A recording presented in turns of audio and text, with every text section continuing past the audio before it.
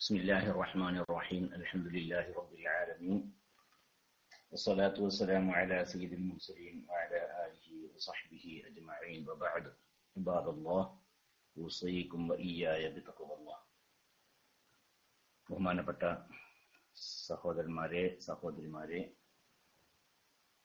പ്രിയപ്പെട്ട കുട്ടികളെ, അല്ലാഹു സുബ്ഹാനഹു വ തആല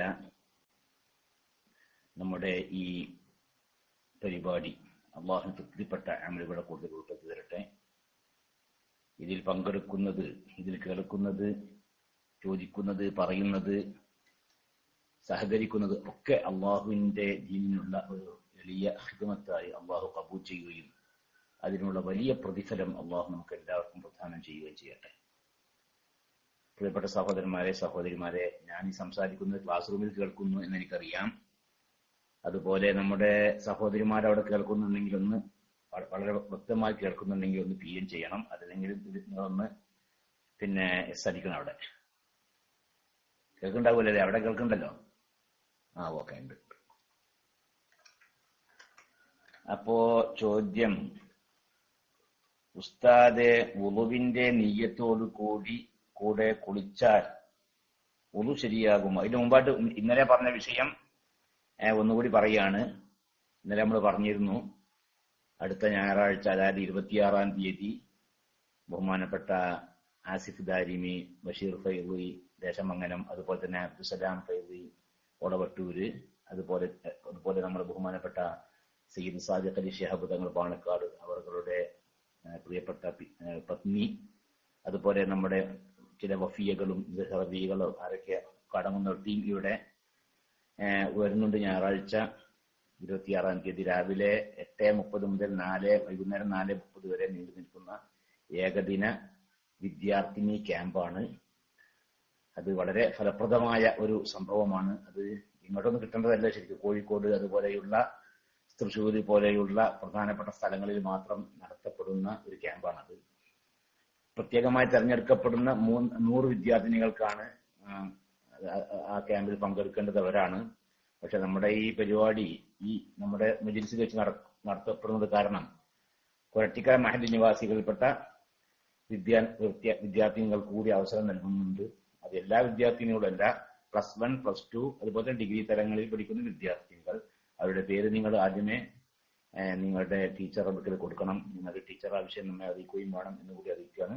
വളരെ ഒരു എന്നെന്നും ഓർമ്മ നിലനിൽക്കുന്ന ഒരു ക്യാമ്പായിരിക്കും. ഇതുപോലെയുള്ള ക്യാമ്പുകൾ മുമ്പ് നടത്തിയിട്ടൊക്കെ ഉണ്ടായ അനുഭവങ്ങൾ നമുക്കറിയുന്നത് പറയുകയാണ്. അപ്പൊ അത് രാവിലെ 8:30 മുതൽ വൈകുന്നേരം 4:30 വരെ ഉണ്ടാകും. ഭക്ഷണമൊക്കെ ഇൻഷാല്ലാഹ് അവിടെ ഉണ്ടാകും. അപ്പോ ആ വിഷയം നിങ്ങളെ അറിയിക്കുകയാണ്. അപ്പോ നിങ്ങളുടെ വീടുകളിലുള്ള, അതുപോലെ തന്നെ നിങ്ങളോട് ബന്ധപ്പെട്ട വീടുകളിലുള്ള +1, +2 അതുപോലെ ഡിഗ്രി തലങ്ങളിലൊക്കെ പഠിക്കുന്ന വിദ്യാർത്ഥിനികളുടെ പേര് അവരെ നിങ്ങൾ അറിയിക്കുകയും പങ്കെടുക്കുമെന്ന് ഉറപ്പ് വരുത്തുകയും എന്നിട്ട് ആ പേരുകൾ ഇവിടെ നിങ്ങൾ നൽകുകയും വേണം എന്നറിയിക്കാം. പിന്നെ മറ്റൊരു വിഷയം, ഇപ്പൊ ചോദ്യം അല്ലേ? ചോദ്യം ഉള്ളതൊന്ന് നോക്കട്ടെ.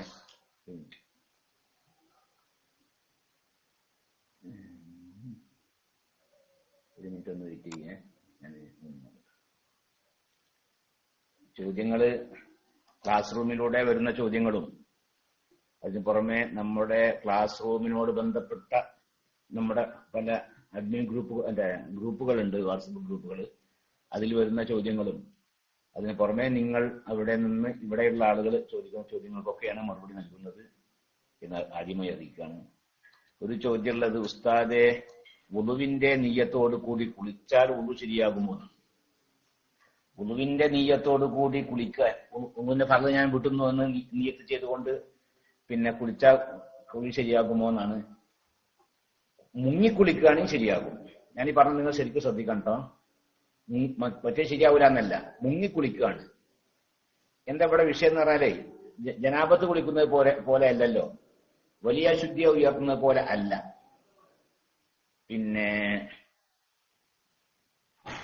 വലിയ ശുദ്ധിയെ ഉയർത്തുന്നതിന് തെർത്തീബ് ഷർത്തില്ല. അതായത് ആദ്യം ഇന്ന ഭാഗം കഴുകണം, പിന്നെ ഇന്ന ഭാഗം കഴുകണം, ഇന്ന ഭാഗം കഴുകണം എന്ന് നിബന്ധന ഇല്ലല്ലോ. ഇത് വലിയ ശുദ്ധിയെ തൊട്ട് കുളിക്കുകയാണെങ്കിൽ ഇതല്ല, ഇത് വളുവാണ്. വളുവിനെ തൊട്ട് പകരമായിട്ട് കുളിക്കുകയാണ്. അപ്പൊ അവിടെ തെർത്തീബുണ്ട് അല്ലെ. ഇത് ആദ്യം മുഖം കഴുകണം. മുഖം കഴുകൽ പൂർത്തിയായതിനു ശേഷമേ രണ്ട് കൈ കഴുകാവൂ. ആ രണ്ട് കൈ കഴുകൽ പൂർത്തിയായതിനു ശേഷമേ തല തടവാവൂ. അതിനുശേഷമേ കാല് കഴുകാവൂ. അങ്ങനെ അങ്ങനെ വഴിക്ക് വഴിയായി കൊണ്ടുവരിക എന്നുള്ളത് വളുവിന് നിർബന്ധമാണ്. അതേസമയത്ത് കുളിക്കങ്ങനില്ല. അപ്പോ ഒരാളെന്ത് ചെയ്ത് കുളിക്കുകയാണ്. കുളിക്കുമ്പോൾ ഞാൻ വലിയ ശുദ്ധിയാക്കുന്നു എന്ന് പറഞ്ഞവൻ ശരീരത്തിൽ വെള്ളം മുക്കി പാർന്നു നിൽക്കുക. അങ്ങനെ ശരീരം മുഴുവൻ നനഞ്ഞു. അതോടുകൂടി എന്റെ വലിയ ശുദ്ധി ഉയർന്നു. അതിന് വലിയ ശുദ്ധിയെ ഉയർത്തുന്നു എന്ന നീയത്തോടു കൂടി മുങ്ങി ശരീരം മുഴുവൻ നനഞ്ഞു. എന്നാൽ അവന്റെ കുളി ശരിയായി അല്ലേ. എന്നാൽ വുളു ആണെങ്കിൽ മുങ്ങിക്കുളിക്കുകയാണെങ്കിൽ പിന്നെ അവിടെ പ്രശ്നമില്ല. ഏത് പിന്നെ വുളുവിന്റെ നീയത്തോടു കൂടി ഒരാൾ മുങ്ങി നിൽക്കുക. പിന്നെ നിസ്കാരം ഹലാലാക്കാൻ വേണ്ടി ഞാൻ വുളു ചെയ്യുന്നു എന്ന നീയത്തോടു കൂടി ഒരാൾ എന്ത് ചെയ്തു, അവന് മുങ്ങി. എന്നാൽ അവന് ആ മുങ്ങലോട് കൂടി അവന് വുളു ലഭിച്ചു എന്നാണ്. അവിടെ അപ്പോ ആദ്യം മുഖം നനയണം, പിന്നെ കൈ നനയണം, പിന്നെ കാല് നനയണം, അങ്ങനെ പിന്നെ നിബന്ധന ഒന്നുമില്ല മുങ്ങിക്കുളിക്കുകയാണെങ്കിൽ. അപ്പോ മുങ്ങിക്കുളിക്കുകയാണെങ്കിൽ വലിയ ശുദ്ധിയെ ഉയർത്തുന്നു എന്ന നെയ്യത്തോടു കൂടി മുങ്ങിക്കുളിക്കുകയാണെങ്കിൽ ആ കുളി ശരിയാകും. അതിൽ ചെറിയ ശുദ്ധിയെ ഉയർത്തുന്നു എന്ന നെയ്യത്തോടു കൂടി ഒരാൾ മുങ്ങുകയാണെങ്കിൽ അയാൾക്ക് വുളു ലഭിക്കും. പിന്നെ വലിയ ശുദ്ധിയെ ഉയർത്തുന്നു എന്ന നെയ്യത്തോടു കൂടി ഒരാൾ ശരീരത്തിൽ വെള്ളം കോരിപ്പാർന്ന് കുളിക്കുകയാണ്. അല്ലെങ്കിൽ ഇപ്പൊ സാധാരണ നമ്മളൊക്കെ കുളിമുറിന്നൊക്കെ കുളിക്കുന്ന പോലെ കുളിക്കുകയാണ്. എന്നാൽ ശരീരം മുഴുവൻ നനഞ്ഞാൽ അവന്റെ വലിയ ശുദ്ധി ഉയരും. എന്നാൽ പിന്നെ വുളു കിട്ടുക എന്നുള്ളതാണ്. ഇത് വലിയ ശുദ്ധിയെ ഉയർത്തുന്ന നെയ്യത്തോടു കൂടി പിന്നെ കുളിക്കുമ്പോൾ വുളു കിട്ടുമെന്നല്ല ചോദ്യം. പിന്നെ ചെറിയ ശുദ്ധിയെ ഞാൻ ഉയർത്തുന്നു, അതായത് വുളുവിന്റെ ഫർളിനെ ഞാൻ വീട്ടുന്നു എന്ന നെയ്യത്തോടു കൂടി ഒരാൾ ശരീരത്തിൽ മുക്കി പാർന്നുകൊണ്ട് വുളു ചെയ്യാണ്. അല്ലെങ്കിൽ ഷവറിന്റെ ചുവട്ടിലൊക്കെ നിന്നുകൊണ്ട് ഇവനെ കുളിക്കുകയാണ്. എന്നാൽ സഹിയാകും എപ്പോൾ അവിടെ തെർത്തീബ് പാലിക്കപ്പെടുന്നു എങ്കിൽ. അതായത് ആദ്യം അവന്റെ മുഖം നനഞ്ഞതിന് ശേഷമായിരിക്കണം അവന്റെ രണ്ട് കൈയും നനയുന്നത്. രണ്ട് കൈയും നനഞ്ഞതിന് ശേഷമായിരിക്കണം അവന്റെ തല നനയുന്നത്. അതിന് ശേഷമായിരിക്കണം അവന്റെ കാല് നനയുന്നത്. ആ രീതിയിലാണെങ്കിൽ പിന്നെ സഹിയാകും. അത് മുഖം കഴുകുന്നതിന് മുമ്പ് കൈ നനയണമെന്ന് വിരോധമൊന്നുമില്ല കേട്ടോ. മുഖം നനഞ്ഞതിന് ശേഷം കൈ നനഞ്ഞിരിക്കണം. അതിന്റെ മുമ്പ് നനഞ്ഞാലും ശരി ഒന്നുകൂടി നനഞ്ഞിരിക്കണം. കൈ രണ്ടും നനഞ്ഞതിന് ശേഷം അവന്റെ തലയിൽ വെള്ളം വീണിരിക്കണം. അതിന് മുമ്പ് വീഴുന്നത് കൊണ്ട് വിരോധമൊന്നുമില്ല. ആ തലയിൽ വെള്ളം വീണതിന് ശേഷം അവന്റെ രണ്ട് കാലും നനഞ്ഞിരിക്കണം. ഈ രീതിയിൽ വഴിക്ക് വഴിയായി കൊണ്ടുവരിക എന്ന വുളുവിന്റെ ഫർള് പാലിക്കപ്പെടുന്നു എങ്കിൽ വുളുവിന്റെ ഫർള് ഞാൻ വീട്ടുന്നു എന്ന നിയ്യത്തോടു കൂടി ഒരാൾ പിന്നെ കുളിച്ചാൽ അതോടുകൂടി വുളു ലഭിക്കും. പറഞ്ഞ മനസ്സിലായിട്ടുണ്ടാകൂല്ലോ അല്ലെ? നിങ്ങൾക്ക് പറഞ്ഞ മനസ്സിലാക്കണ പണി ഒന്നുകൂടി പറയാം. മുങ്ങിക്കുളിക്കുകയാണ്. ഏത് നെയ്യത്തോട് അവന് കുളിക്കുകയാണ്, ഒന്നും ചെയ്യല്ല, കുളിക്കുകയാണ്. അപ്പൊ വലിയ അശുദ്ധിയെ ഞാൻ ഉയർത്തുന്നു എന്ന നെയ്യത്തോട് കൂടി ഒരാളെ മുങ്ങി, അങ്ങനെ ശരീരം മുഴുവൻ നനഞ്ഞു. എന്നാൽ അവന്റെ വലിയ അശുദ്ധി ഉയർന്നു, ആ കുളി സഹിയായി. മറ്റൊന്ന്, ഇനി ചെറിയ അശുദ്ധി ഉയർത്തുക വെച്ചാൽ അവന്റെ വുളു മുറിഞ്ഞിട്ട് വുളു എടുക്കുകയാണ്. ആ വുളുവിന് പകരമായിട്ട് അവൻ കുളിക്കുകയാണ്. എങ്ങനെ കുളിക്കുകയാണ്? മുങ്ങിക്കുളിക്കുകയാണ്. അപ്പൊ വുളുവിന്റെ ഫർളിനെ ഞാൻ വീട്ടുന്നു, അല്ലെങ്കിൽ നിസ്കാരം ഹലാലാക്കാൻ വേണ്ടി വുളുവിന്റെ ഫർളിനെ ഞാൻ വീട്ടുന്നു എന്ന നിയ്യത്തോടു കൂടി എന്ത് ചെയ്ത് അവനുണ്ടി എന്നാൽ അതുകൊണ്ട് വുളുവും ലഭിക്കും. ഇങ്ങനെ വേറെ വുളുവൊന്നും എടുക്കണ്ട, വുളുവും ലഭിക്കും. അവിടെ ഇപ്പൊ ഞാൻ ആദ്യം കാല് നനഞ്ഞി പിന്നെ തല നനഞ്ഞി, അതുകൊണ്ടൊന്നും വിരോധമില്ല. നേരെ മറിച്ച് ഇനി വേറെ വിഷയമാണ്. അപ്പൊ രണ്ട് കാര്യം പറഞ്ഞു. മൂന്നാമത്തെ കാര്യം പിന്നെ വുളുവിന്റെ ഫർളിനെ ഞാൻ വീട്ടുന്നു, അല്ല വലിയ ശുദ്ധിയെ ഞാൻ ഉയർത്തുന്നു എന്നുള്ള വലിയ ശുദ്ധിയുള്ള ആളാണ്, ജനാപത്തുള്ള ആളാണ്. അപ്പൊ അയാൾ എന്തത് മുങ്ങി കുളിക്കല്ല, അയാൾ കോരി കുളിക്കുകയാണ്, അല്ലെങ്കിൽ ഷവറിന്റെ ചോട്ടിൽ നിന്ന് കുളിക്കുകയാണ്. അപ്പൊ വലിയ ശുദ്ധിയെ ഞാൻ ഉയർത്തുന്നു എന്ന നിയ്യത്തോട് കൂടി അവൻ കുളിക്കുകയാണ്. അങ്ങനെ ശരീരം മുഴുവൻ നനഞ്ഞു. എന്നാൽ അവിടെ വലിയ ശുദ്ധിയും ഉയർന്നു, അത് ശരിയായി. എന്നാൽ വലിയ ശുദ്ധി വുളുവിന് പകരം അങ്ങനെ കുളിക്കാൻ പറ്റുമോ? എങ്ങനെ? മുങ്ങി കുളിക്കല്ല, വെള്ളം ഒഴിച്ചുകൊണ്ട് അല്ലെങ്കിൽ ഷവറിന്റെ ചോട്ടിൽ നിന്നുകൊണ്ട് വുളുവിന് പകരം കുളിക്കാൻ പറ്റുമോ? പറ്റും. പക്ഷെ അവിടെ എന്ത് നിബന്ധനയാണ്? അവിടെ തെർത്തീബ് നിബന്ധനയാണ്. അതായത് മുഖം കഴുകുമ്പോൾ ആദ്യം, അല്ല വുളു ചെയ്യുമ്പോൾ ആദ്യം മുഖം കഴുകണ്ടേ, എന്നിട്ടല്ലേ അത് ശുദ്ധിയാൻ ശേഷമല്ലേ കൈ ശുദ്ധിയാക്കാൻ പറ്റൂ. അത് കൈ രണ്ടു കഴിയാൻ ശേഷമല്ലേ തല തടവാൻ പറ്റൂ, അതിന് ശേഷമല്ലേ കാല് കഴുകാൻ പറ്റൂ. ഈ രീതിയിൽ അവിടെ പിന്നെ നിബന്ധനയാണ്. അപ്പോ മുഖം കഴുകണം, ആ പിന്നെ മുങ്ങിക്കുഴല്ല, പിന്നെ വെള്ളം പാരുന്ന സമയത്ത് മുഖം കഴുകണം. ആ മുഖം കഴുകിയ ശേഷം അവന്റെ കൈയും കഴുകണം. ആ കഴുകിയ ശേഷമായിരിക്കണം അതിന് ശേഷം തലയും നനയണം, അതിനുശേഷം കാലും നനയണം. എന്നാലേ അവിടെ സഹിയാകുള്ളൂ. മനസ്സിലാക്കണല്ലേ? പറഞ്ഞില്ലേ?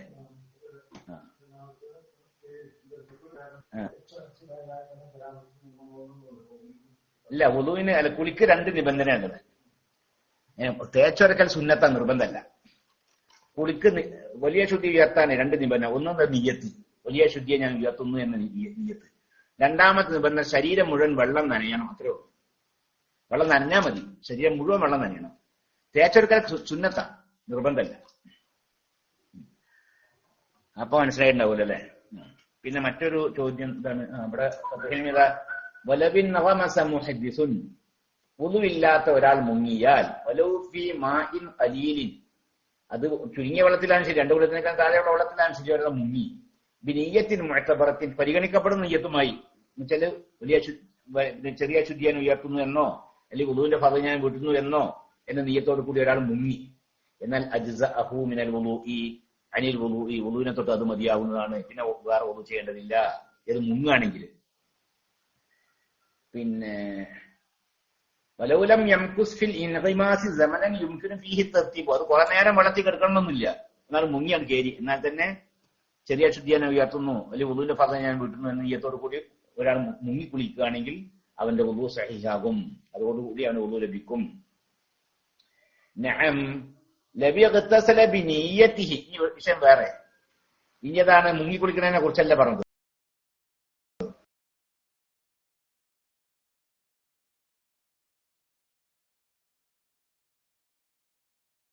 ലബിയഗ്തസല ചോട്ടുന്നതോ കുളിക്കുകയാണ്, സാധാരണ കുളിക്കുകയാണ്. ആ കുളിക്കുന്ന സമയത്ത് എന്ത് നിയ്യത്ത് വെച്ചു? വുളുവിന്റെ നിയ്യത്ത് വെച്ചു. എന്നാൽ യുഷ്തർതു ഫീഹി തർതീബു ഹഖീഖത്തൻ, അപ്പോൾ അവിടെ തർതീബ് നിബന്ധനയാക്കപ്പെടും. ഏത്? ആദ്യം പറഞ്ഞ ആ മുഖം നനഞ്ഞതിന് ശേഷം അവന്റെ കൈ നനഞ്ഞിരിക്കണം. അതിന് മുമ്പ് നനയാൻ പാടില്ല എന്നല്ല പറഞ്ഞത്. മുഖം കഴുകിയ ശേഷം ഒന്നും കൂടി എന്ത് വേണം? കൈ നനയണം. കാരണം ഒന്നുണ്ടാക്കുമ്പോൾ ആദ്യം മുഖം കഴുകിയ ശേഷമായിരിക്കുള്ള കൈ കഴുകേണ്ടത്. പിന്നെ കൈ കഴിഞ്ഞ ശേഷം പിന്നെ എന്ത്? തല നനയണം. അതിന്റെ മുമ്പ് തല നനയാൻ പാടില്ല എന്നല്ല, കൈ നനഞ്ഞതിന് ശേഷം തല നനഞ്ഞിരിക്കണം, അതിനുശേഷം കാല് നനഞ്ഞിരിക്കണം. ആ തർത്തീബ്, ആ വഴിയായി കൊണ്ടുവരിക എന്ന കാര്യം അവിടെ നിബന്ധനയാവുന്നു. അതാണ്. പിന്നെ മറ്റൊരു മസല അവിടെ മനസ്സിലാക്കേണ്ടത്, വലൗ അഹദസ വ അജ്നബ, ഒരാളെ ഒന്നും മുറിഞ്ഞു, ഒരാൾക്ക് ഒന്നുമില്ല, അയാൾക്ക് വലിയ ശുദ്ധി ഉണ്ടായി, എന്നാലോ എന്ന നിയ്യത്തോടു കൂടി കുളിച്ചാൽ അതോടുകൂടി വലിയ അശുദ്ധി ഉയരും ചെയ്യും, അതോടുകൂടി ഒന്നു ലഭിക്കുകയും ചെയ്യും. ഓട്ടോമാറ്റിക്കായിട്ട് അവിടെ ഒന്നു ലഭിക്കുകയും ചെയ്യും, വേറെ ഒന്നു ചെയ്യേണ്ട ആവശ്യമില്ല. എന്താ കാരണം എന്നാ? അത് കാരണം ചെറിയ അശുദ്ധി എന്ന് പറഞ്ഞാൽ എന്താ? ഒരു പ്രത്യേകമായ അവയവങ്ങളിലുള്ള മാത്രമുള്ള അശുദ്ധിയാണല്ലോ ഈ ചെറിയ അശുദ്ധി പറഞ്ഞാല്. അതായത് മുഖം, 2 കൈ, തല, പിന്നെ കാല് ഒക്കെ ഉള്ള ആ ഒതു ചെയ്യുന്ന അവയവം, ആ അവയവത്തിലുള്ള അശുദ്ധിക്കാനുള്ള ഒതു ഇല്ലാതിരിക്കുക എന്ന് പറയാ. അതാണ് ശുദ്ധിയാക്കുക, അതിനാണ് ഒതു എടുക്കുക എന്ന് പറയാ. വലിയ ശുദ്ധി പറഞ്ഞാൽ ശരീരം ആകെ വ്യാപിച്ചു കിടക്കുന്ന അശുദ്ധിയാണോ. അപ്പൊ ശരീരം ആകെ ശുദ്ധിയായി പിന്നെ അതോടുകൂടി എന്തും ശുദ്ധിയായി, മുഖവും കൈയൊക്കെ അതും ശുദ്ധിയായി. അപ്പൊ വലിയ ഉയർത്തുയർത്തരാൻ ചെയ്യും. ആ കുളിന്റെ ഇടയിൽ അവൻ ഉളു മുറിയുന്ന കാര്യം അവന്റെ അടുത്ത് ഉണ്ടാവും ചെയ്തില്ല, തൊടാൻ പറ്റാത്ത സ്ഥലങ്ങൾ അതൊന്നും ഉണ്ടാവും ചെയ്തില്ല. എന്നാൽ വലിയ ശുദ്ധി ഉയരുന്നതിനോട് കൂടി അവന് ഉളു ഓട്ടോമാറ്റിക് ആയിട്ട് ലഭിക്കും, വേറെ ഉളു ചെയ്യേണ്ട ആവശ്യമില്ല. മനസ്സിലായല്ലോ അല്ലെ? അല്ലല്ല, ഒന്നു വേണമെന്നൊന്നുമില്ല. ആദ്യം ഒന്നുമില്ല നിൽക്കുക, എന്നാലും ശരി അയാൾക്ക് ഒന്നുമില്ല, അതിന് പുറമെ ജനാപത്ത് വലിയ ശുദ്ധി ഉണ്ടാക്കി, എന്നാലും പിന്നെ എന്ത് ചെയ്ത്? അപ്പൊ അവിടെ ഞാൻ വലിയ ശുദ്ധിയെ ഉയർത്തുന്നു എന്ന നീയത്തോടു കൂടി മാത്രമായിട്ട് എന്ത് ചെയ്ത്? കുളിച്ച്. എന്നാ അവിടെ വലിയ ശുദ്ധി ഏതും ചെയ്ത് ഓട്ടോമാറ്റിക്കായിട്ട് അവൻ എന്ത് ലഭിക്കുകയും ചെയ്ത്? ഒന്ന് കുത്തും ചെയ്ത്. പക്ഷെ എന്ത് വേണക്കണ്ട, ഈ തൊട്ടാ ഒതു മുറിയുന്ന ഭാഗം തൊടാൻ പാടില്ല. അപ്പൊ അതിനെന്ത് ചെയ്യാ? ആദ്യം ഒന്ന് തേച്ചിറക്കേണ്ട ഭാഗങ്ങളൊക്കെ തേച്ചിറക്കുക. എന്നിട്ട് എന്ത് ചെയ്യാ? വലിയ ശുദ്ധി ഉയർത്തുന്നുള്ള വിനയത്തോടു കൂടി ഒന്നാ ശരീരത്തിൽ കൊള്ളാൻ പോരാ. ഞാൻ അവിടെ വലിയ ശുദ്ധി ഉയരും ചെയ്ത് ഒന്ന് ലഭിക്കുകയും ചെയ്തു. അപ്പൊ മനസ്സിലായി. പിന്നെ മറ്റൊരു ചോദ്യം, സഹോദരിമാർക്ക് മനസ്സിലായിട്ട് ഞാൻ ചെയ്യാൻ ചെയ്യുകയോ അല്ലെങ്കിൽ ടീച്ചറോട് കൂടുതൽ ചോദിച്ച് മനസ്സിലാക്കുകയോ വേണം. അതുപോലെ നന്നായിരിക്കാൻ സാധ്യത. അതുപോലെ നിർബന്ധ കുളി കുളിക്കുമ്പോൾ എവിടെയെങ്കിലും നനയാതിരിക്കാൻ സാധ്യത ഉണ്ടെങ്കിൽ ശരിയാകുമോ? നനയാതിരിക്കാൻ സാധ്യത ഉണ്ടെങ്കിലൊക്കെ ശരിയാകും. ഒരു ഭാഗം നനഞ്ഞിട്ടില്ലാന്ന കാര്യം ഉറപ്പാ നിൽക്കുക, എന്നാ കുളി സഹിയാവൂല. ആ ഭാഗം നനയ്ക്കൽ നിർബന്ധമാണ്. അതൊക്കെ അതെ, ഉറപ്പ് കാണുന്നില്ല എന്നുള്ളതാണ്. ലെന്നുണ്ടായാൽ മതി. എന്നുവെച്ചാല് പിന്നെ നനഞ്ഞിട്ടുണ്ടാകും എന്നൊരു ധാരണ ഉണ്ടായാൽ മതി. എല്ലാ ഭാഗവും നനഞ്ഞിരിക്കുന്നു എന്ന യഖീൻ വേണം എന്നില്ല എന്നാ അതിനാ ഉറപ്പ്. കാരണം ഓരോ ഭാഗം എവിടെയൊക്കെ നനഞ്ഞിക്കൊണ്ട് പിന്നൊന്നും നോക്കേണ്ട ആവശ്യമൊന്നുമില്ല. അതൊക്കെ സൂക്ഷിച്ച് കഴിക്കണം. കാതിന്റെ പുറത്തുനിന്ന് നോക്കിയാൽ കാണുന്ന ഭാഗമൊക്കെ കഴുകുന്ന നിർബന്ധമാണ്. മൂക്കിന്റെ ദ്വാരം കഴുകുന്ന നിർബന്ധമില്ല. പിന്നെ ഈ കാതിന്റെ നമ്മൾ നോക്കിയാൽ കാണുന്ന ഭാഗങ്ങൾക്ക് നനയൽ നിർബന്ധമാണ്. പിന്നെ സ്ത്രീകളാവട്ടെ ഇനി പുരുഷന്മാരൊക്കെ ആരാട്ടെ ഒന്ന് ഇരുന്ന് അവിടെ ആ ഭാഗങ്ങളിലൊക്കെ ഒന്ന് വെള്ളം ചേർക്കൽ നിർബന്ധമാണ്. ചിലപ്പോൾ നമ്മൾ വെറും നിന്ന് കുളിക്കുകയാണ്, കൈയൊന്നും അങ്ങോട്ട് ഒന്ന് കൊണ്ടുപോയില്ലാ നിൽക്കുക, പിന്നെ പിൻദ്വാരത്തിന്റെ ഭാഗത്തേക്ക് ഒന്ന് കൊണ്ടുപോയില്ലാ നിൽക്കുക. ചിലപ്പോൾ അവിടെ നനയാതിരിക്കാൻ സാധ്യതയുണ്ട്. അപ്പൊ അതൊക്കെ സൂക്ഷിച്ചിട്ട് പിന്നെ ചെയ്യണം. അതുകൊണ്ടൊക്കെ പഴയ കാലത്തെ ആളുകളൊക്കെ പിന്നെ കുളിക്കുന്ന സമയത്ത് ഒന്ന് ഇരുന്നിട്ട് അവിടെ ഒന്ന് തേച്ചെടുക്കും. അങ്ങനെ ചെയ്തിരുന്നത്. അപ്പൊ അത് ആ സൂക്ഷ്മതയ്ക്ക് വേണ്ടിയാണ്. അവിടെ വെള്ളം ചേർന്നില്ലേ. ഇപ്പൊക്കെ നമ്മൾ ഇതൊക്കെ പോയി കുറഞ്ഞ വെള്ളം കൊണ്ട് കുളിക്കുമ്പോഴാണ്. നമ്മളെപ്പോലെ ധാരാളം വെള്ളം കൊണ്ട് കുളിക്കുന്ന കൂട്ടരാണ്. അപ്പൊ എങ്ങനെയായാലും നനയും. അപ്പൊ അതാണ്. അപ്പൊ എല്ലാ ഭാഗവും നനഞ്ഞിട്ടുണ്ടാകും എന്ന ധാരണ അവനുണ്ടായാൽ മതി. ഉറപ്പ് വരുത്തണം എന്നില്ല എന്നർത്ഥം. അതാ വലായജിബു തയഖ്ഖുനു ഉമൂമിൽ മാഇ ജമീഅൽ ഉളുവി. അവയവങ്ങളിലെല്ലാം വെള്ളം ആയിട്ടുണ്ട് എന്ന് ഉറപ്പ് വരുത്തൽ നിർബന്ധമില്ല. ബൽ യക്ഫി ഗലബത്തുൽ ബിഹി. പിന്നെ ഗലബത്തുൽ ഉണ്ടായാൽ മതി. നല്ല ഒരു ധാരണ അവനുണ്ടായാൽ മതി. ശരീരത്തിൽ ഇപ്പൊ എല്ലായിടത്തും വെള്ളം വെച്ചിട്ടുണ്ട് എന്ന നല്ലൊരു ധാരണ ഉണ്ടായാൽ മതി. പിന്നെ വേറൊരു ചോദ്യം എന്താണ് ഉസ്താദെ, ഉളു ചെയ്യുമ്പോൾ പല്ല് തേക്കൽ സുന്നത്തില്ലേ, വിരൽ കൊണ്ട് മതിയോ? ഉളു ചെയ്യുമ്പോഴേ പല്ല് തേക്കൽ പ്രധാനപ്പെട്ട സുന്നത്താണ്. ഉളുവിന്റെ വളരെ പ്രധാനപ്പെട്ട സുന്നത്താണ്. ലൗലാൻ നശുഖ അലാ ഉമ്മത്തി ലഅമർതുഹും ബിസിവാക്ക് എന്ന ഹദീസില് എന്റെ ഉമ്മത്തിന്, എന്റെ സമുദായത്തിന് ബുദ്ധിമുട്ടാകും എന്ന് എനിക്ക് ഞാൻ ഭയപ്പെടുന്നില്ലായിരുന്നുവെങ്കിൽ 5 നേരം വുളു ചെയ്യുന്ന സമയത്തൊക്കെ പല്ല് തേക്കൽ നിർബന്ധമായി ആണെന്ന് ഞാൻ കൽപ്പിക്കുമായിരുന്നു. വുളുവിന്റെ നിർബന്ധ ഘടകങ്ങളിൽപ്പെട്ട ഒരു ഘടകമാണ് ഏത് പല്ല് തേക്കൽ എന്ന് ഞാൻ പറയുമായിരുന്നു. ഇപ്പൊ ഞാൻ പറയാതിരിക്കാനുള്ള കാരണം എന്താണ്? അത് ഉമ്മത്തിന് ബുദ്ധിമുട്ടാകുമല്ലോ എന്ന് ഭയപ്പെട്ടത് കൊണ്ടാണ് ഞാൻ പറയാതിരിക്കുന്നത്. അപ്പൊ അതിന്റെ അർത്ഥം അത്രയും വളരെ പ്രധാനപ്പെട്ട സുന്നത്താണ്. ഏത് വുളു ചെയ്യുമ്പോൾ ഒന്ന് പല്ലിയൊക്കെ ഒന്ന് ബ്രഷ് ചെയ്യാം, അത് സുന്നത്താ. പിന്നെ ഹദീസിലുണ്ട് ഈ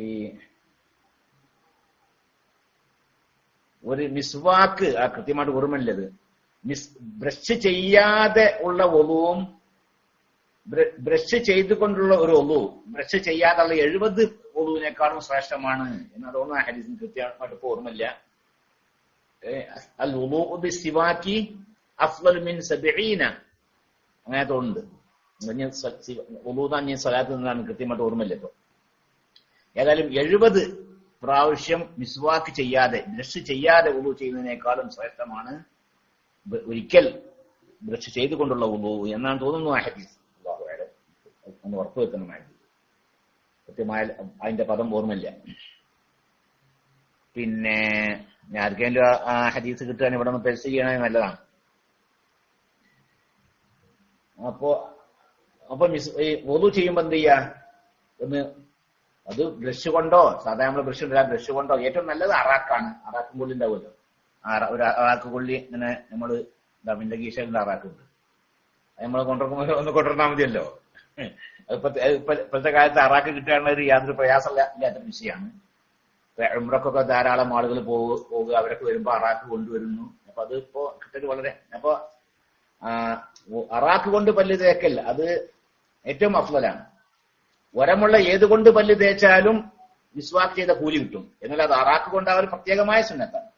എപ്പോഴും അറാക്ക് കൊണ്ട് തേക്കണം എന്നല്ല. നിങ്ങൾ പല്ലൊക്കെ ശരിക്കൊന്ന് വെളുക്കണമെങ്കിൽ അറാക്ക് മതിയാവൂല. അറാക്കിന്റെ പ്രത്യേകത എന്ന് പറഞ്ഞാൽ അത് ആ പല്ലിലുള്ള എല്ലാ ഈ ഇച്ചി മറ്റതൊക്കെ ഉണ്ട്, അതൊക്കെ ശരിക്കും വലിച്ചെടുക്കാൻ സാധിക്കും. അതാണ്. പിന്നെ അതിന് പുറമെ അതാണ് അതിന്റെ ഒരു പ്രത്യേകത. എന്നാൽ അത് നബി സല്ലല്ലാഹു അലൈഹി വസല്ലം അതുകൊണ്ടായിരുന്നു പല്ല് തേക്കുന്നത്. അതുകൊണ്ട് അറാക്ക് കൊണ്ട് പല്ല് തേക്കൽ വളരെ മുഅക്കദായ സുന്നത്താണ്, വളരെ പ്രധാനപ്പെട്ട സുന്നത്താണ്. അപ്പൊ സാധാരണ ഒരു ദിവസം രാവിലൊക്കെ ഒന്ന് നല്ലപോലെ ബ്രഷൊക്കെ പേസ്റ്റൊക്കെ തേച്ചിട്ട് ഒക്കെ ഉപയോഗിച്ചിട്ട് നല്ലപോലെ ഒന്ന് പല്ല് തേക്കുക. പിന്നെ അതിന് പുറമെ ഓരോ പ്രാവശ്യം വുളൂ ചെയ്യുമ്പോൾ അറാക്ക് കൊണ്ടൊക്കെ ഒന്ന് പല്ല് തേക്കുക. നിസ്കരിക്കാൻ നിൽക്കുമ്പോഴും അറാക്ക് കൊണ്ടൊക്കെ ഒന്ന് പല്ല് തേക്കുക. അതൊക്കെ സുന്നത്താണ്. അപ്പോ ബ്രഷ് ചെയ്യൽ സുന്നത്താണ്, പല്ല് തേക്ക സുന്നത്താണ്. നിർബന്ധമല്ല.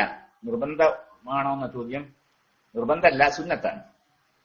അത് പിന്നെ വിരലുകൊണ്ട് തേച്ചാൽ ആ സുന്നത്തിന്റെ കൂലി കിട്ടുമെന്ന് അത് കിട്ടൂലാണ്. എല്ലാ ഉരമുള്ള സാധനം കൊണ്ട് പല്ല് തേച്ചാലും പല്ല് തേക്കണം ആ സുന്നത്തിന്റെ കൂലി കിട്ടും.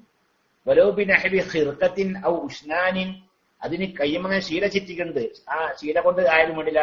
അതിലൊരു തരം ഒരു പല്ല് തേക്കുന്ന ഒരു പ്രത്യേകമായ പൊടി ഉണ്ട്, മറ്റേ ഈ ഒരു വാഗപ്പൊടി എന്നൊക്കെ പറയും പഴയ കാലത്ത്, സോപ്പിന് പകരം ഉപയോഗിച്ചിരുന്നത്. അതുകൊണ്ടായാലും ശരി, പിന്നെ അതുകൊണ്ടൊക്കെ തേച്ചാലും ആ സുന്നത്തിന്റെ കൂലി കിട്ടും. ഒരു കൊള്ളിക്കഷ്ണം കൊണ്ട് തേക്കലാണ് ഈ മറ്റേ ക്ഷീരകഷ്ണം കൊണ്ട് തേക്കുന്നതിനേക്കാളും വാഗപ്പൊടി കൊണ്ട് തേക്കുന്നതിനേക്കാളൊക്കെ ഏറ്റവും നല്ലൊരു ഒരു കൊള്ളി കൊണ്ട് തേക്കലാണ് ഏറ്റവും നല്ലത്. നല്ല വാസനമുള്ള കൊള്ളിനീർ അതാണ് ഏറ്റവും നല്ലത്. അഫ്ളലുഹുൽ അറാഖ്, ഇതിൽ നിന്നൊക്കെ ഏറ്റവും ശ്രേഷ്ഠത അറാഖാണ്. ലാബി ഉസ്ബുഇഹി, അവന്റെ വിരലുകൾ കൊണ്ടല്ല, വിരലുകൾ കൊണ്ട് തേച്ചാല് ആ സുന്നത്തിന്റെ കൂലി കിട്ടൂല. വലോ ഹസനത്തൻ, അത് വിരല് നല്ല ഉരള്ളതാണെങ്കിൽ ശരി, ആ പിന്നെ അറാക്ക് കൊണ്ടോ അല്ലെ മറ്റ് ബ്രഷ് ചെയ്ത കൂലി, ആ മിസ്വാക്ക് ചെയ്ത കൂലി ഈ പിന്നെ വിരലുകൊണ്ട് തേച്ചാൽ കിട്ടൂല എന്നാണ്. എന്നാൽ കിട്ടുമെന്ന് ഖിലാഫ് അലി മഖ്താറഹു നബി, ഇമാം നബി തങ്ങൾ അത് വിരലുകൊണ്ട് തേച്ചാലും കിട്ടുമെന്നുള്ള അഭിപ്രായക്കാരനാണ്. അപ്പൊ അൽഹംദുലില്ലാഹ് ഒരു നല്ലൊരു കാര്യമല്ലേ, അത് ഇമാം ഇങ്ങനെ പറഞ്ഞിട്ടുണ്ടല്ലോ. അപ്പൊ നമ്മൾ ഒന്നും ചെയ്യാനുള്ള സമയത്ത് ഏറ്റവും ചുരുങ്ങിയത് കൈവിരൽ കൊണ്ടെങ്കിലും ഒന്ന് പല്ല് തേക്കുക, അത് സുന്നത്താണ്. ഏറ്റവും നല്ലത് അറാക്കാണ്. വേറെ ചോദ്യം,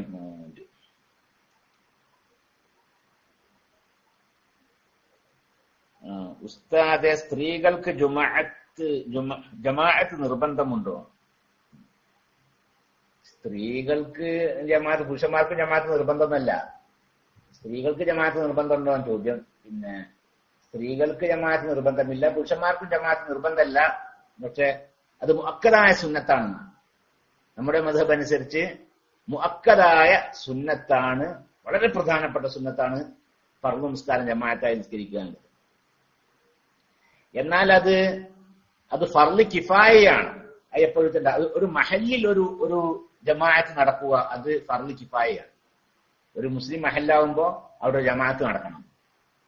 അത് ഫർള് കിഫായ എന്ന് പറഞ്ഞാല് ആ ഒരു ജമാഅത്ത് നടന്നിട്ടില്ല എങ്കിൽ ആ മഹല്ലുകാർ മുഴുവൻ കുറ്റക്കാരാവും. അതേസമയത്ത് അവിടെ കുറച്ചാൾ ഒരു ചെറിയ ജമാഅത്താണ് നടക്കുന്നുണ്ട്, എന്നാൽ മറ്റവരൊക്കെ കുറ്റം ഒഴിവാകും ചെയ്യും. അതാണ് ഫർള് കിഫായ പറഞ്ഞാൽ. ഈ നിസ്കാരം പോലെ, നിസ്കാരം എന്താ ഫർള് കിഫായ എന്താണ്? അത് ഫർള് കിഫായ എന്ന് പറഞ്ഞാൽ കുറച്ചാൾ ചെയ്താല് എല്ലാവരുടെയും കുറ്റം ഒഴിവാകും. ആരും ചെയ്തില്ലെങ്കിലോ എല്ലാവരും കുറ്റക്കാരാവുകയും ചെയ്യും. അപ്പോ പുരുഷന്മാരുടെ ഹക്കിലാണ് അത്.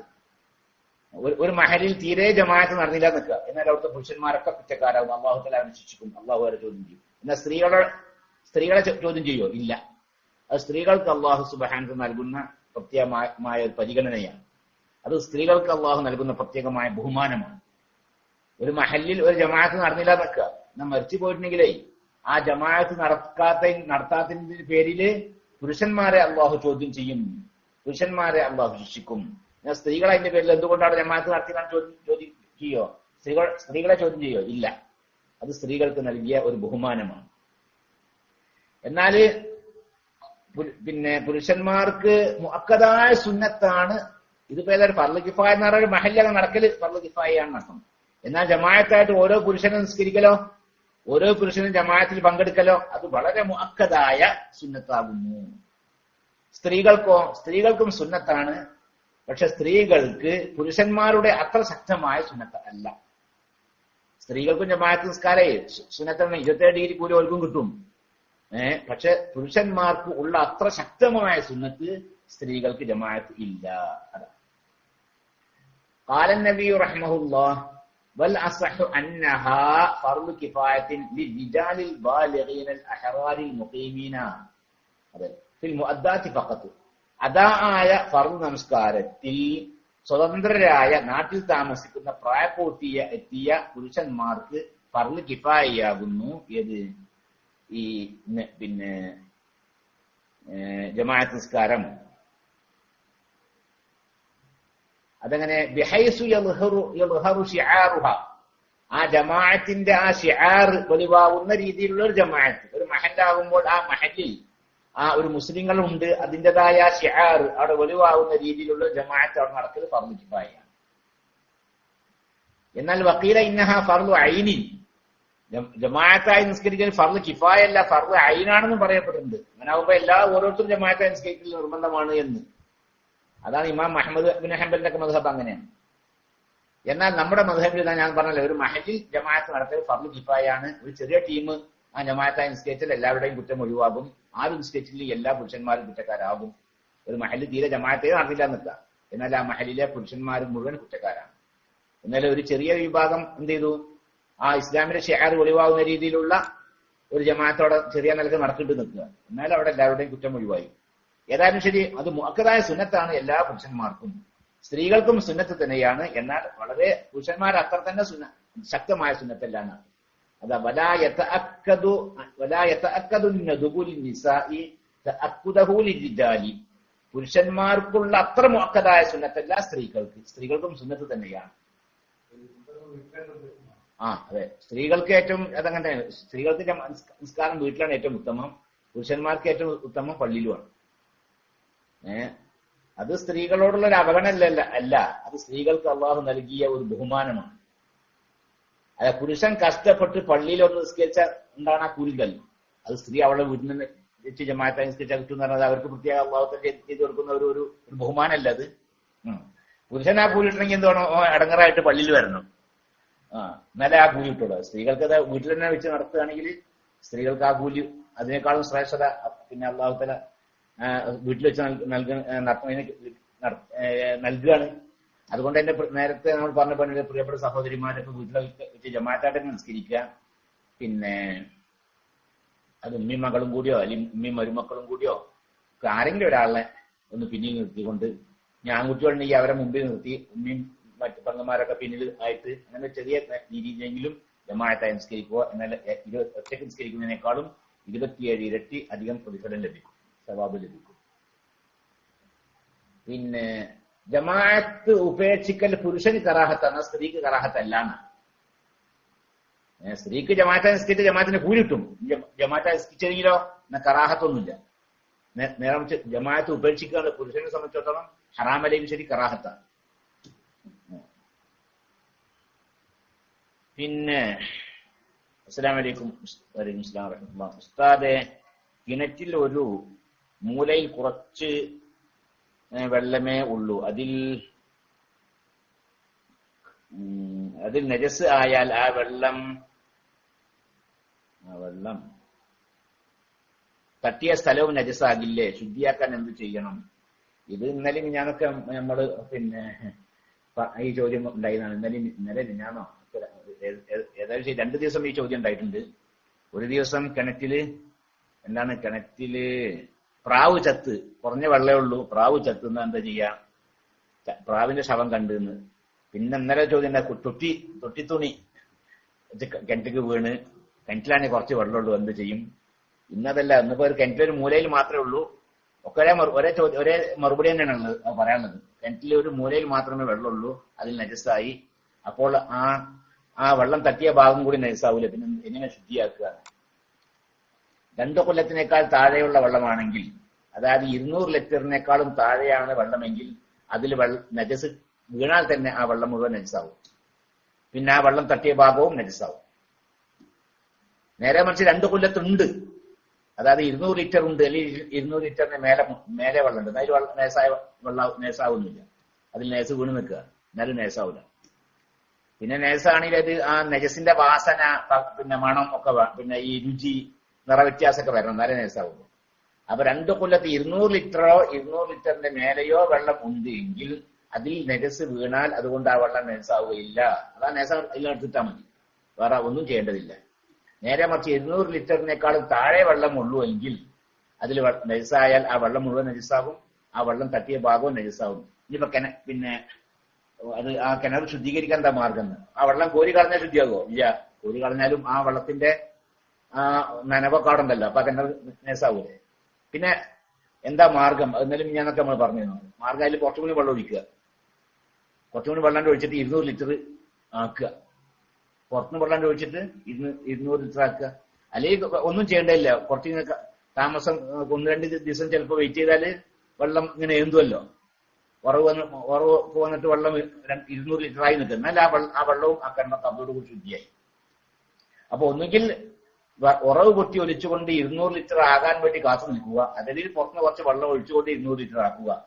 എന്നാൽ അവിടെ കിണറും ശുദ്ധിയായി, വെള്ളവും ശുദ്ധിയായി. അതെല്ലാം കോരിയിട്ടുണ്ടെങ്കിൽ ശുദ്ധിയാവൂല.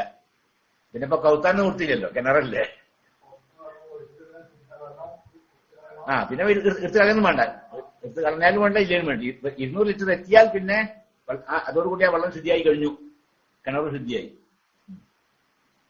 200 ലിറ്റർ പത്ര അധികം വേണ്ടല്ലോ. പിന്നെ ഇദാ തനജ്ജസ മാഉൽ ബിഇരിൽ ഖലീലു,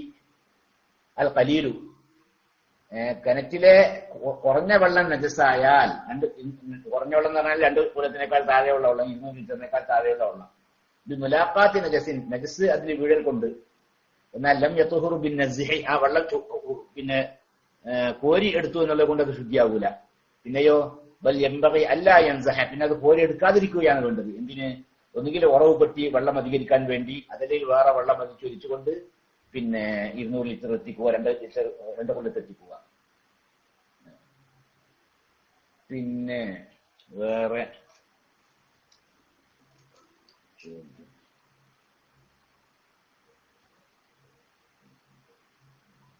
ഉസ്താദെ, ഒറ്റക്ക് നിസ്കരിക്കുമ്പോൾ ബാങ്ക് കൊടുക്കണോ?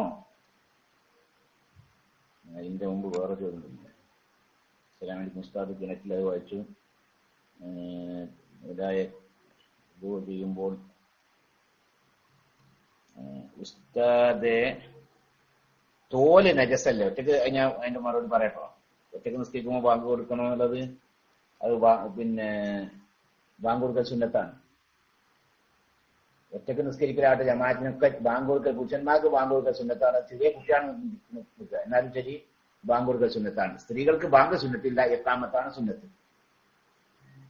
ജമാഅത്തിന് വേണ്ടി ബാങ്ക് കൊടുക്കൽ സുന്നത്താണ്, ജമാഅത്തിന് വേണ്ടി മാത്രമല്ല. ഇനി ഒറ്റക്ക് നിസ്കരിക്കുകയാണ് ഫർദ് നിസ്കാരം, എന്നാലും ബാങ്ക് കൊടുക്കൽ സുന്നത്താണ് പുരുഷന്.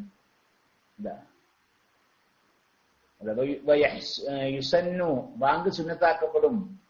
അൽ കിഫായത്തി വയഹ്സുലു ബിഫിഇലിൽ ബഅദി, പിന്നെ ഒരാൾ കൊടുത്താൽ മതി. ഒരു ജമാഅത്തിന് വേണ്ടി ഒരാൾ ബാങ്ക് കൊടുത്ത് നിൽക്കുക, എന്നാല് ഒരാൾ ബാങ്ക് കൊടുക്കലേ സുന്നത്തുള്ളൂ. അദാനും വ ഇഖാമത്തുൻ, ബാങ്കും ഇഖാമത്തും സുന്നത്താണ്. ലിഖബറിൽ സഹീഹൈനി, ബുഖാരിയുടെയും മുസ്ലിമിന്റെയും ഹദീസ് ഉണ്ടായതിനു വേണ്ടി ഇദാ ഹദറത്തി സ്വലാത്തു ഫൽയുഅദ്ദിൻ ലക്കും അഹദുക്കും, നിസ്കാര സമയമായാൽ നിങ്ങൾ ആരെങ്കിലും ഒരാൾ ബാങ്ക് കൊടുക്കട്ടെ എന്ന ഹദീസുണ്ട്. ആർക്കാണ് സുന്നത്തുള്ളത്? ലിദക്കരിൻ, പുരുഷന്, വലൗ സബിയൻ, അത് ചെറിയ കുട്ടിയാണെങ്കിൽ ശരി, മുമയ്യിസായ ബഗതിരിവുള്ള കുട്ടിക്ക് നിസ്കരിക്കണല്ലോ, അപ്പൊ എന്നാലും ശരി ആ കുട്ടിക്കും ബാങ്ക് കൊടുക്കൽ സുന്നത്താണ്. അപ്പൊ മുൻഫരിദൻ, ഒറ്റക്ക് നിസ്കരിക്കുന്നവനാണെങ്കിലും ശരി, എന്നാലും ബാങ്ക് കൊടുക്കൽ സുന്നത്താണ്. വഇൻ സമിഅ അദാനൻ മിൻ ഗൈരിഹി, വേറെ ആള് ബാങ്ക് കൊടുക്കണം കേട്ട് നിൽക്കുക, എന്നാലും ശരി ഇവന് ബാങ്ക് കൊടുക്കൽ സുന്നത്തുണ്ട്. ഇവ ഒറ്റക്ക് നിസ്കരിക്കാണ്, പള്ളിയിൽ നിന്ന് ബാങ്ക് കൊടുക്കണം കേട്ടിട്ട്, എന്നാലും ശരി ഇവ ഒറ്റക്ക് നിസ്കരിക്കുകയാണെങ്കിൽ ബാങ്ക് കൊടുക്കൽ സുന്നത്തുണ്ട്.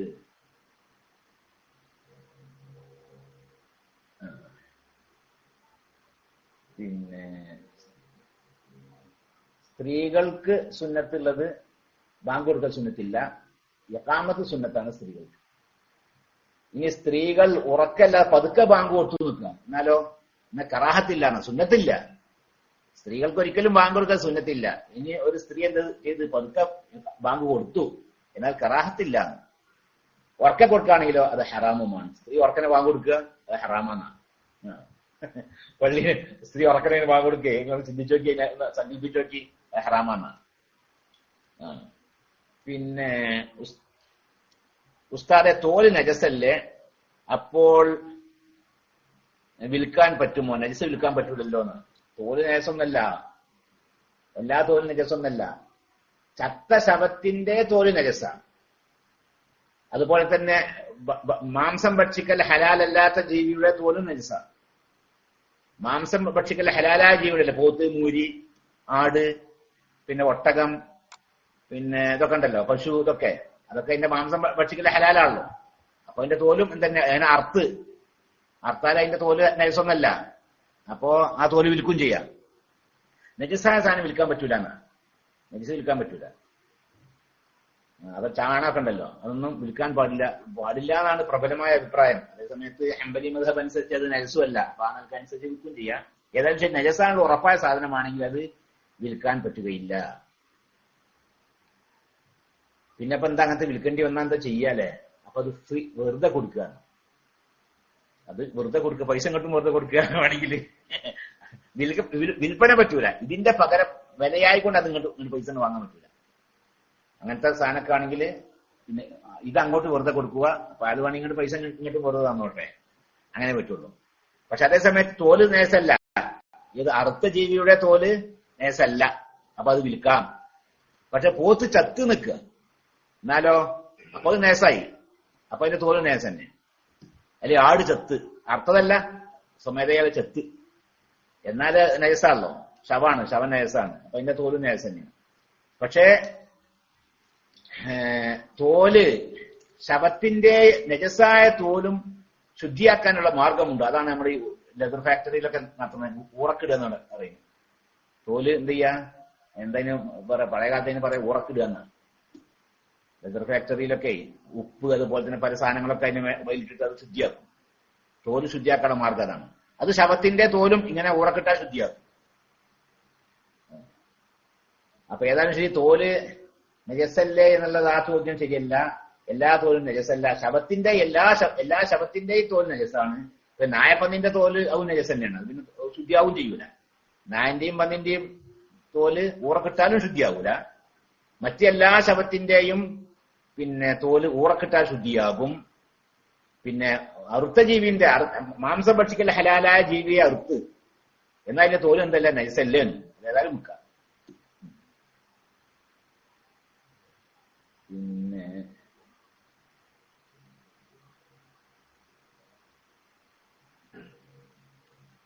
പിന്നെ വേറൊരു ചോദ്യം ഇവിടെ വന്നു, ഇതിന്റെ മറുപടിയാണ്.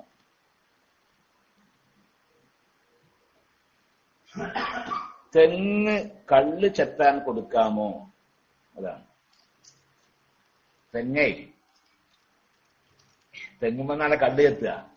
തെങ്ങുമെന്ന് മാത്രമല്ല, കള്ള് പലതും ഉണ്ടാക്കും. തെങ്ങുമെന്നും കല്ലുണ്ടാക്കും. ആ കല്ല് ചെത്താൻ വേണ്ടി കൊടുക്കാൻ പറ്റുമോന്ന്. അവിടെ ഒരു സാധനം, നമ്മൾ ഏതൊരു സാധനം ചെയ്യും, ഒരു സാധനം നമ്മൾ പിന്നെ വിൽക്കാൻ നിൽക്കുക, ആ വിൽക്കപ്പെടുന്ന ആ സാധനം ഹറാമായ വിഷയത്തിനെ ഉപയോഗിക്കൂ എന്ന് ഇയാൾക്ക് ഉറപ്പുണ്ടെങ്കിൽ ആ വിൽപ്പന ഹറാമാണ്, ആ വിൽപ്പന സഹിയാവൂലാണ്. ആ വിൽപ്പന ഹറാമുമാണ്, ആ വിൽപ്പന സഹിയും ആവൂല, ആ കച്ചവടം സഹിയാവൂലാണ്. അതിപ്പോ ഏതാണെങ്കിലും ശരി അങ്ങനെ തന്നെയാണ്.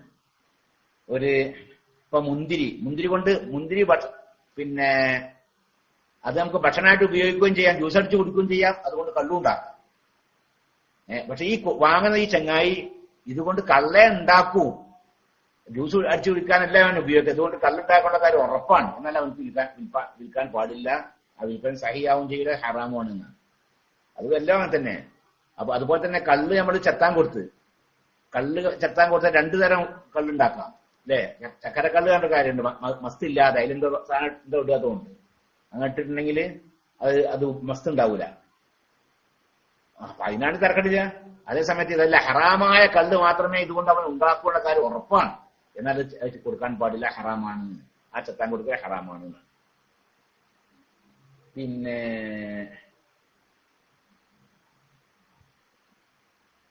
അല്ല വേറൊരു കാര്യം, വേറൊരു ചോദ്യം വന്നല്ലോ, അത് ഞാൻ വായിച്ചില്ലല്ലോ. വേറൊരു ചോദ്യം,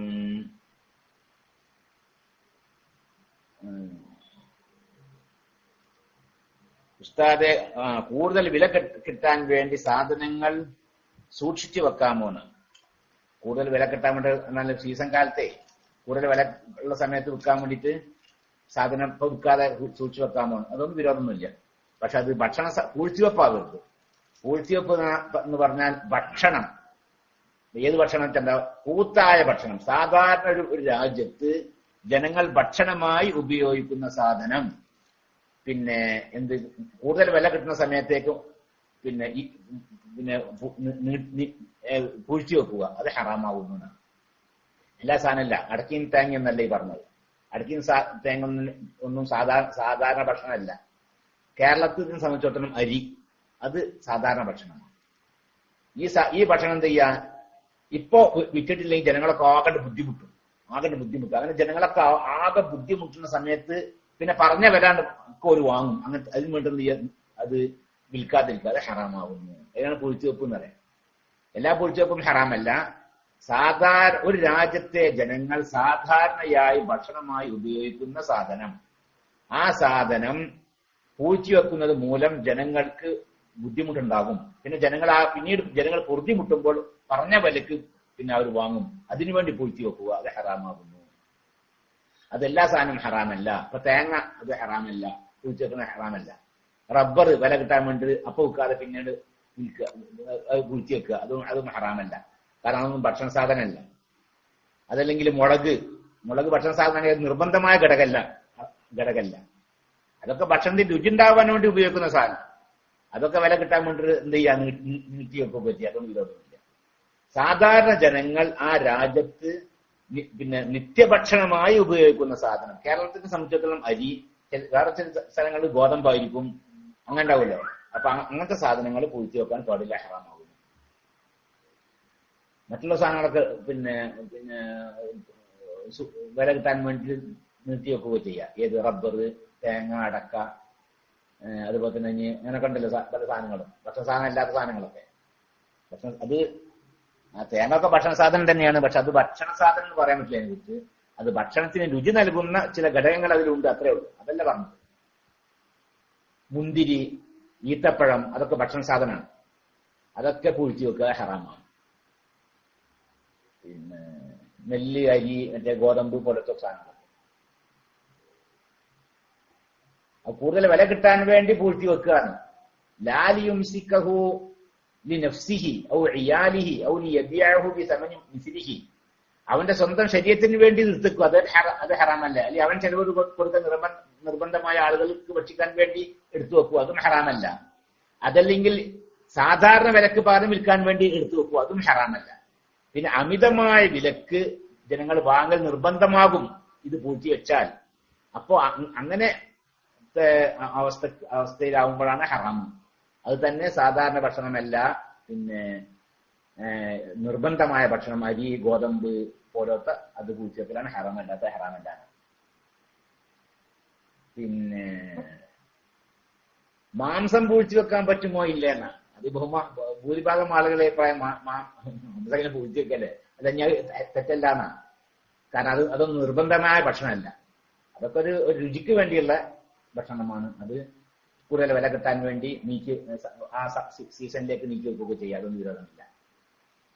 പറ്റാത്തത് അരി, ഗോതമ്പ് പോലെയുള്ള നിത്യ ഉപയോഗ നിർബന്ധമായ ഭക്ഷണങ്ങളാണ്. ഇത്രയും ചോദ്യങ്ങളാണുള്ളത്. പിന്നെ ഇല്ല, അതോടുകൂടി കഴിഞ്ഞ്. അപ്പോ അല്ലാഹു സുബ്ഹാനഹു വ തആല ചോദിച്ചതും മറുപടി പറഞ്ഞതും കേട്ടതും പങ്കെടുത്തതൊക്കെ അല്ലാഹു കബൂൽ ചെയ്യട്ടെ. അള്ളാഹുവിന്റെ ദീനിനുള്ള ഒരു വലിയ ഖിദ്മത്തായി അള്ളാഹു കബൂൽ ചെയ്യട്ടെ. സർവശക്തനായ അള്ളാഹു ഞങ്ങളുടെ എല്ലാവരുടെയും ചെറുതും വലുതുമായ എല്ലാ ദോഷവും ഞങ്ങൾക്ക് പുറത്തു തരണേ. അള്ളാഹു ഞങ്ങളുടെ മാതാപിതാക്കൾ, ഭാര്യ, സന്താനങ്ങൾ, ഞങ്ങളുടെ ഉസ്താദുമാർ, ഞങ്ങളുടെ മശായിഖന്മാർ, ഞങ്ങളുടെ ശിഷ്യന്മാർ, ഞങ്ങളുടെ കുടുംബങ്ങൾ, ഞങ്ങളുടെ സ്നേഹിതന്മാർ, അയൽവാസികൾ എല്ലാവരുടെയും ചെറുതും വലുതുമായ എല്ലാ ദോഷവും നീ പുറത്തു തന്നുകൊണ്ട് നീ ഞങ്ങളെ പൂർണ്ണമായി ശുദ്ധീകരിക്കണേ. അള്ളാഹ് സർവശക്തനായ അള്ളാഹുവെ ഞങ്ങളുടെ ഹലാലായ ഉദ്ദേശങ്ങളൊക്കെ നീ നിറവേറ്റി തരണേ. ഞങ്ങളുടെ പ്രയാസങ്ങളൊക്കെ നീ ഇല്ലാതാക്കി തരണേ. എല്ലാ വിഷയങ്ങളും ഹലാലായ ഉദ്ദേശങ്ങളൊക്കെ നിറവേറ്റി തരണേ. പക്ഷേ ഞങ്ങളുടെ രോഗികൾക്ക് പൂർണ്ണ ശിഫ നൽകണേ. ഞങ്ങളുടെ മരിക്കുന്ന സമയത്തിന് പൂർണ്ണ ഈമാനോടുകൂടി ലാ ഇലാഹ ഇല്ലല്ലാഹ് എന്ന കലിമ ഉച്ചരിപ്പിച്ചുകൊണ്ട് മരിപ്പിക്കണേ. അല്ലാഹ് ആ കബറുദ്ധിയുടെ റാഹത്തിനും സന്തോഷത്തിലാക്കി തരണേ. ഒരു നിമിഷം പോലും നരകത്തിൽ കടത്താതെ അൽഫലീങ്ങളോടുകൂടി സാധ്യതകളോടുകൂടി സ്വർഗത്തിൽ പ്രവേശിപ്പിക്കുകയും സ്വർഗത്തിൽ റസൂലുള്ളാഹി സ്വല്ലല്ലാഹു അലൈഹി വസല്ലം ജവാദില്ലാഹി ജന്നാത്തുൽ ഫിർദൗസിൽ ഞങ്ങൾ നീ താമസിപ്പിക്കുകയും ചെയ്യണേ സർവശക്തനായ അല്ലാഹുവേ. ربنا آتنا في الدنيا حسنة وفي الآخرة حسنة وقنا عذاب النار. وصلى الله على سيدنا محمد وآله وصحبه أجمعين. الحمد لله رب العالمين. السلام عليكم ورحمة الله تعالى وبركاته.